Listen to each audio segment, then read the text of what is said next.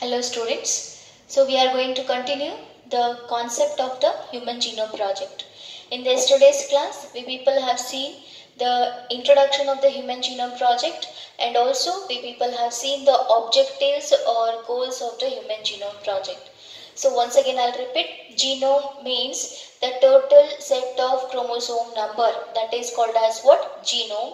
And here the scientist wanted to see that how many genes are present in our human body and which gene is doing what type of function, and what functions we are going to see, how many nitrogen base pairs are present in the human DNA.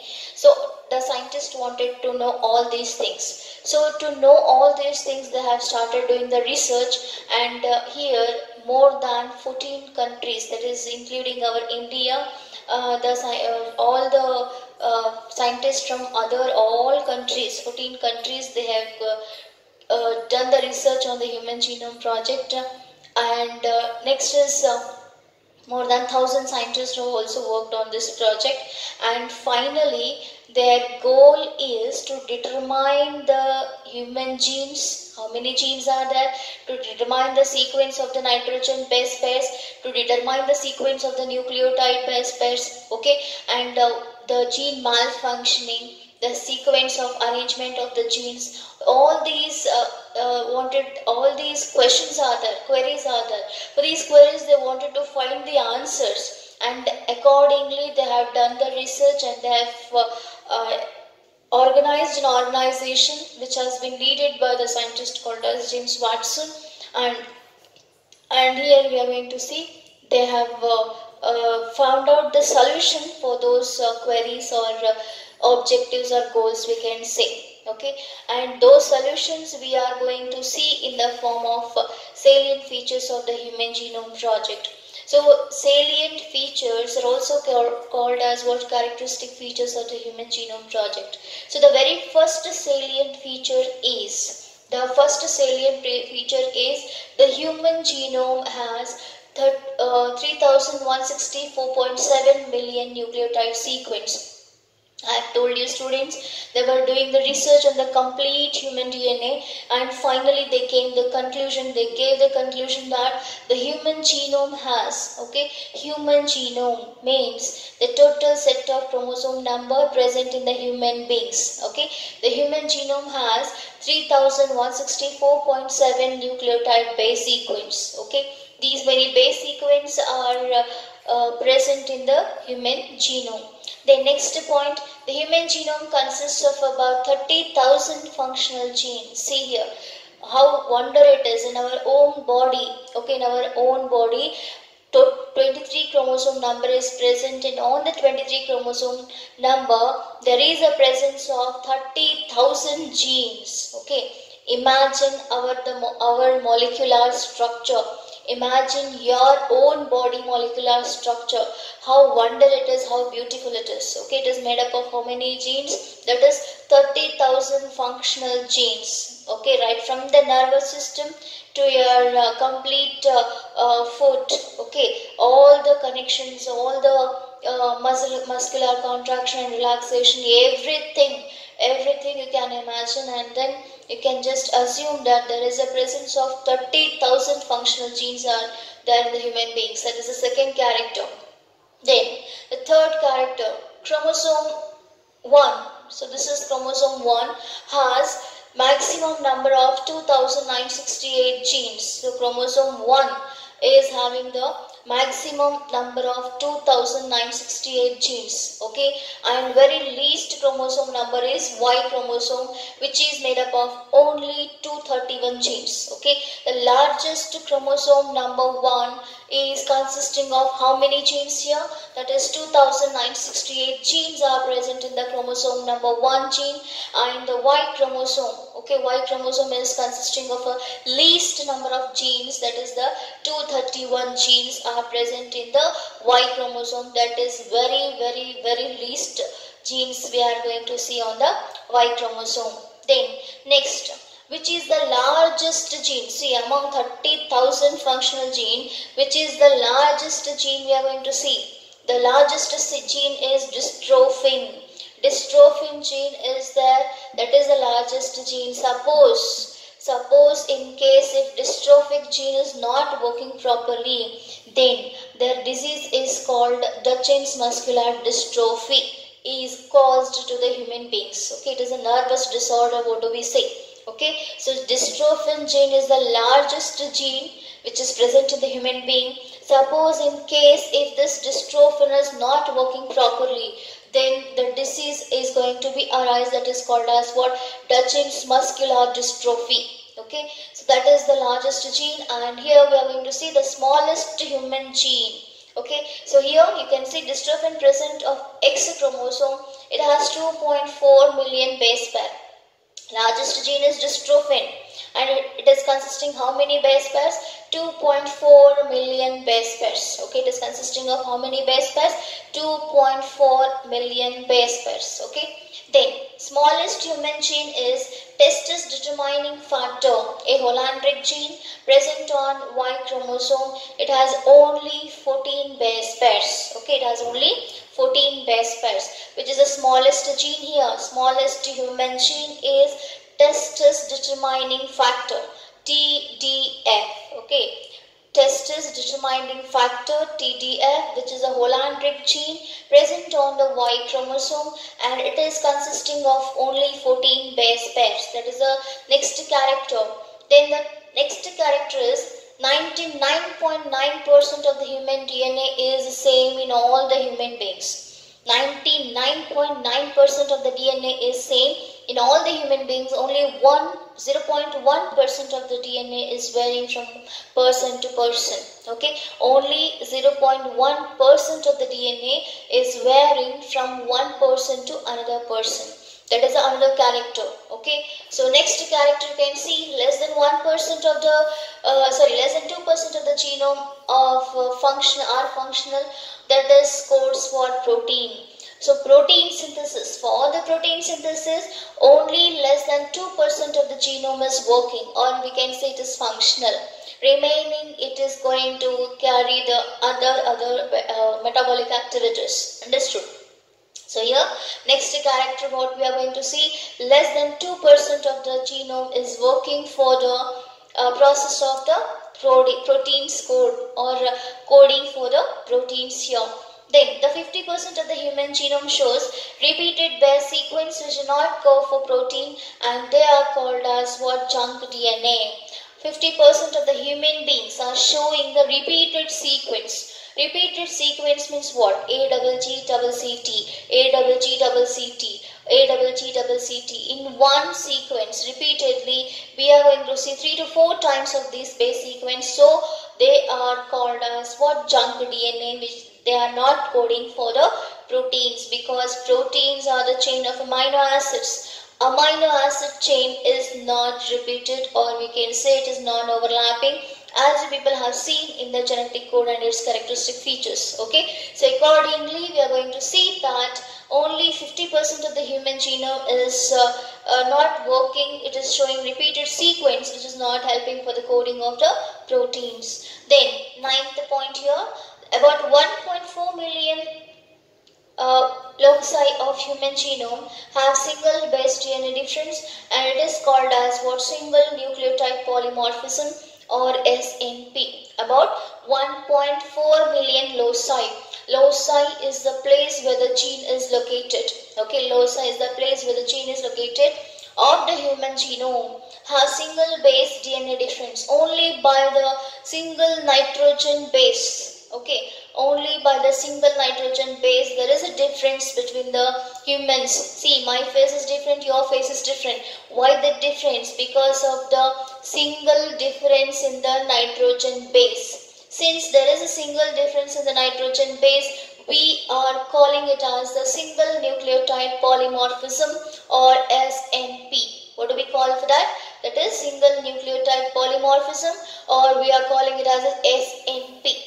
Got my point, students? So these are the salient features of the Human Genome Project. So it is very, very important for 5 marks. Okay. Once again, I'll repeat. Please just concentrate and write these points in your notes. Okay, so first is the human genome has 3164.7 million nucleotide sequence. See, in your body, human means what? You are the human being. In your body, how many million base pairs are there? 3164.7 million base pairs are there. Understood?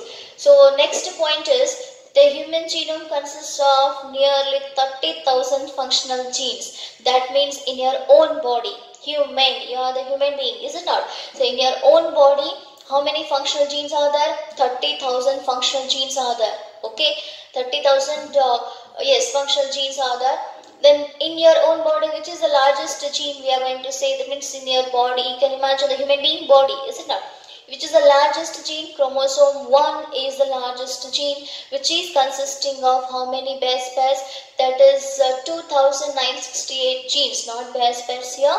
It is consisting of 2,968 genes, and Y chromosome has least number of chromosome, which is consisting of only 231 genes. Okay. Then here, which is the largest gene we are going to see? The dystrophin is the largest gene. Dystrophin is the largest gene, which is consisting of 2.4 million base pairs in that, and it is present in the X chromosome. Okay, where it is present? In the X chromosome. So if the dystrophin gene is not present, then it is damn sure about that there is a disease of the Duchenne's muscular dystrophy genetical disorder. Okay, concerned to the nervous system, it is going to be occurred in the human beings. Then the smallest human gene is testis determining factor. Okay, which is the smallest human gene here? Testis determining factor, a Hollandric gene which is present on Y chromosome, and it is consisting of only 14 base pairs. How many base pairs are present here? Only 14 base pairs are present here. Then 99.99% of the human DNA is similar in all the human beings, whereas by the single 0.1% of the nucleotide base pair is different. That is why we are different with each other. Understood? Got? Here next character, the less than 2% of the genome is functional. Okay, and it is coding for only the proteins. Less than 2% of the genome in our body, it is functional and it is coding for the proteins. And 50% of the human genome shows repeated base sequence which do not code for the protein. Suppose in case, I have told you already, in the genetic features and its genetic code and its characteristic features, codons are non-overlapping. That means they won't repeat for the process of protein synthesis. They are non-overlapping. So here, those repeated sequences are called as what? Junk DNA. What do we call for this? It is called as what? Junk DNA. The ninth point, about 1.4 million loci of human genome have single base DNA difference, and it is called as single nucleotide polymorphism. Now students, why we are different with each other? Because of the difference in the single nitrogen base. Okay, with each in the body. That is why we are different with each other, and it is called as what? Single nucleotide polymorphism. Okay, so these are the salient features of the Human Genome Project. Now next what we are going to see is the benefits or advantages of the Human Genome Project. Well, now we will continue the benefits of the Human Genome Project. What are the benefits we are going to see from the Human Genome Project? So here, by reading the Human Genome Project, we are coming to know the exact diseases what is going to occur in our body. Okay, like genetical disorders. See here, the genome information will reveal the genes responsible for diseases like cancer, Alzheimer's disease, cardiovascular disease, etc. So these are the very few diseases what we are getting. So first of all here, cancer, Alzheimer's disease, cardiovascular disease are the genetical disorders, and the diseases by how they are going to occur? By the malfunctioning of the gene. That means the genes, they do not work. By this process, what happens? The complete sequence of the body is going to change that. Okay, if the disease is related to the nervous system, then complete body sequence is going to be changed there. Some abnormality will be there in the particular child or a human being. So there, that is why we are going to see among 100, one will be like that. Okay, because of the gene malfunctioning. Then second one is, by knowing the gene malfunctioning, we can identify the particular gene and we can just transfer the gene therapy we can do, gene treatment we can do. Then we are going to see in the biotechnology that faulty gene will be there. No, faulty gene means the gene which is not working properly. That faulty gene is removed and healthy gene is inserted. Okay, that is the biotechnology. So here, easy way of gene testing can show predisposition of many illness such as breast cancer, homeostasis, cystic fibrosis, liver diseases, etc. Okay, so these are the benefits here, students. Overall, what I want to say is, from the Human Genome Project, we are coming to know our own body genes and our own chromosome numbers, and also we are coming to know that how, if the gene is not working properly, then which disease is going to occur there. And by seeing that one, nowadays so many technologies are there which has been treated these genetical disorders and identified these genetical disorders, that is radio immunoassay we can say, enzyme linked immunosorbent assay we can say, or polymerase chain reaction technique we can say, okay, ECG we can say. Like this, so many techniques are there, tools are there where we are identifying the genetical disorders. Okay, so this completes your Human Genome Project. Now we are going to start the DNA fingerprinting. Okay, it is the last concept of this molecular biology. It is the concept where we are going to see. Usually it is used in the crime investigation departments. That concept we are going to see now in the this particular period. Okay. Well, now we are reaching to the zenith of this molecular biology topic. That is the last concept of this topic, that is called as what? DNA fingerprinting. So here, students, DNA fingerprinting is also called as DNA profiling. DNA fingerprinting is also called as what? DNA profiling. Now what we can define this? How we can define this? See, it can be defined as identification of individual, identification of individual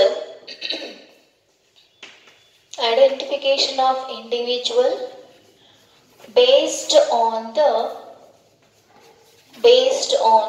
DNA specificity. Identification of the individual based on the DNA specificity. And here this technique has been identified by the scientist called as Alec Jeffreys for the first time. Alec Jeffreys. And in India,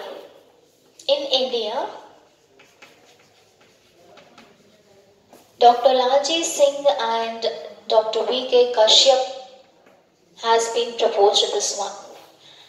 Dr. Lalji Singh and Dr. V.K. Kashyap. V.K. Kashyap has been proposed in this DNA fingerprinting technique in India. Okay. So what is this DNA fingerprinting? DNA fingerprinting is also called as what? DNA profiling, where we are going to see the identification of the individuals. Okay. Identification of the individuals based on the DNA specificity. Okay. And it has been proposed for the first time by the scientist called as Alec Jeffreys. And later in India, it has been proposed by the scientist called as Dr. Lalji Singh and Dr. V.K. Kashyap. Okay. Now we are going to see the principles of the DNA fingerprinting. So next concept here, principles of DNA fingerprinting.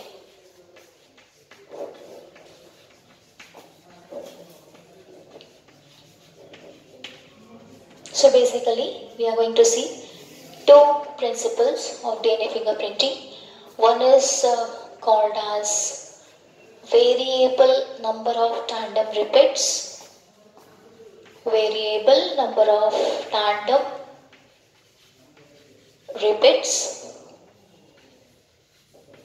and the other one is called as the autoradiography, or we can say radioactive DNA probes.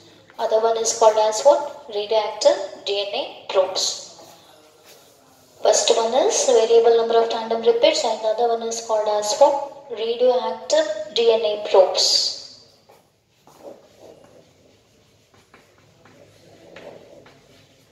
These are the two principles of the DNA fingerprinting. That is variable number of tandem repeats, VNTR we can say for this, VNTR, and radioactive DNA probes. So VNTR means the repeated sequence of the nucleotides present in all the human beings. I have told you polymorphism, single nucleotide polymorphism, I have told you, no. It is the repeated sequence. 10 to 15 nucleotide base pairs are present continuously in all the human beings. That is called as what? VNTR, or variable number of tandem repeats. And radioactive DNA probes are the single-stranded DNA probes, single-stranded DNA fragments which are present in the autoradiography machine. Radioactive DNA probes are the single-stranded DNA fragments which are already present in the autoradiography machine. These are the two principles of the DNA fingerprinting. Now, we are going to see the requirements of the DNA fingerprinting.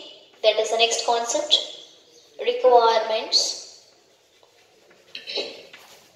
of DNA fingerprinting. Requirements of DNA fingerprinting here.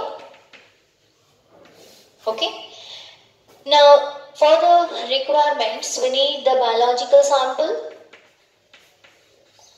Biological sample is required. Then we require the restriction endonucleases enzyme.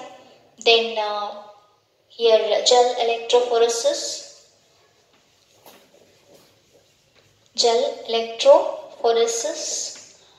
Then nitrocellulose sheet is required.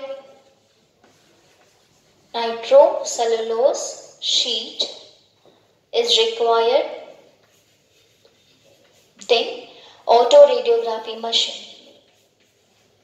Autoradiography machine. Okay. So these are the requirements of the DNA fingerprinting. What are the requirements here? That is biological sample, restriction endonucleases, gel electrophoresis, nitrocellulose sheet, autoradiography machine. Now before going to the procedure, once again I'll tell you what is this exactly DNA fingerprinting. DNA fingerprinting is also called as DNA profiling. That means here we are going to identify the individuals. On what basis? On the basis of the DNA. On the basis of the DNA, we are going to identify the person. Individual means what? Person. Got? And this is called as DNA fingerprinting, or we can call it as a DNA profiling. Now students, this DNA fingerprinting or DNA profiling concept, it is much utilized in the crime investigation departments or in the forensic science laboratories. Okay, in the forensic science laboratories or in the crime investigation departments, we are going to see that the more usage of this DNA fingerprinting or DNA profiling is utilized for identifying the criminals. Okay, especially for identifying the criminals, it is used in the forensic science laboratories and in the crime investigation departments. Got? And also we can see that if the child is exchanged over there, okay, in the hospitals sometimes there are every chances of exchanging the child there. So if the child is exchanged over there, if the parents is having a doubt that their child has been exchanged, then the DNA testing is done. And then if the DNA matches with the parents, from the child to the parents, then they are going to return the child to the parents. Okay, and also solving the disputed parentage. Suppose while any storms are over, any natural disaster has been occurred in the in any area, then at that time the child has been lost in that particular incident. At that time, suppose in case if the child is unknown, then it is not able to tell its own address and name address. It can tell their father and mother name, but it can't tell its address. Okay, at that time what happens, if somebody comes that it is our child, then at that time DNA testing is done and they correctly recognize their parents, and then they are going to give the child to the particular parents. Okay, so like this, so many advantages are there. Okay, like this, so many advantages are there in the DNA fingerprinting, and by this they can solve. By this technique has become very much famous in solving all the cases, solving all the cases. Okay, crime investigation department cases. Okay, so this is what DNA, you have heard, so many times you have heard, it is not a new term for you people, is it not? So that is the DNA fingerprinting. Okay, so here principles of the DNA fingerprinting. Before going to the principles, who has proposed this one? So a scientist called as Alec Jeffreys is the scientist who has proposed the DNA fingerprinting for the first time. Later, in India, it has been proposed by the scientists doctors called as Lalji Singh and Dr. V.K. Kashyap. Okay, these are the two scientists where they have brought this DNA fingerprinting or DNA profiling in India. And here we are going to see the two basic principles of DNA fingerprinting. One is called as what, variable number of tandem repeats, and the other one is called as what, radioactive DNA probes. So variable number of tandem repeats means the repeated sequence of nucleotide bases are present in the human DNA. That is, the repeatedly 10 to 15 nitrogen base pairs are continuously, nucleotide sequence are present in the human beings. So that is the what we can say, variable number of tandem repeats, or we can say polymorphism, single nucleotide polymorphism, as I have told you there. Okay, single nitrogen base pair change. If there is a change in the single nitrogen base pair, then only we are going to differ with each other. That is called as what, single nucleotide polymorphism or restricted fragment length polymorphism.